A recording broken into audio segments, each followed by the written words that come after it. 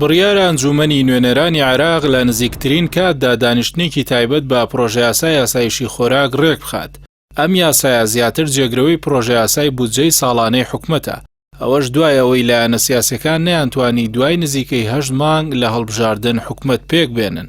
پێشتر حکومەتی عێراق پرۆژە یاساکەی پەسەند کرد بە مەبەستی ناردنی بۆ ئەنجومەنی نوێنەران. پرۆژە یاساکە خۆی دەبینیەوە لە پشتیوانی دارایی پێویست بۆ وەزارەتەکان و دابینکردنی خەرجی و پێداویستیەکان بە مەبەستی ڕێگری لە شکستی حکومەتەکەی مستەفا کازمی. لە کاتێکدا لە بنەڕەتدا پرۆژەکە بە ناوی فریاگوزاری ئاسایشی خۆراک بانگەشەی بۆ کرا لە چوارچێوەی ڕێگری لە کاریگەریەکانی گرانبوونی خۆراک و قورسبوونی بژێوی.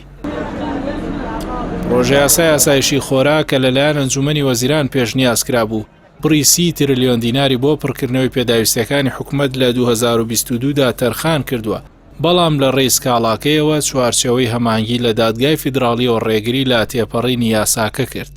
لە ئێستادا سەدر سوورە لەسەر دەنگدان بە پرۆژە یاساکە، دوایەوەی ئەنجومەنی نوێنەران جارێکی دیکە پرۆژەکەی وەک پرۆژەیەکی خۆی پێشنیازی کردەوە.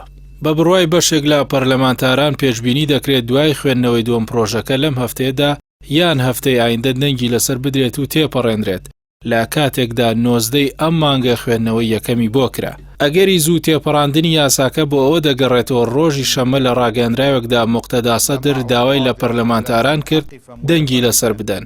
ئەوانشی ڕێگری لێ دەکەن بە حزبە گەندەڵەکان تۆمەتباری کردن کە ڕێگری لە بەرژەوەندی هاوڵاتیان دەکەن.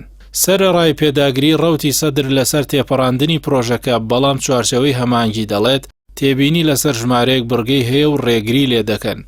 والتخلص من المواد التي يستوردها العراق وخاصة وعد قەدۆ پەرلەمانتار لە چوارچەوەی هەماهەنگی ڕایگەیاند یاساکە خاڵی تێدایە کە ئێمە پشتیوانی لێ دەکەین، بەڵام هەندێکیان پێویستە گۆڕانکاریان تێدا بکرێت چونکە بەشێک لە خاڵەکان دەرگای گەندەڵی دەکاتەوە. وتیشی پێویستە یاسایشی خۆراک دابینکردنی خۆراک و زەی کارەبای تێدا بێت، هەروەها بۆ خەرجی پێویست نەبێت پارە بۆ وەزارەتەکان خەرج نەکرێت و پرۆژەکان بۆ کاتێک دوا بخرێن کە حکومەت پێک دێنرێت.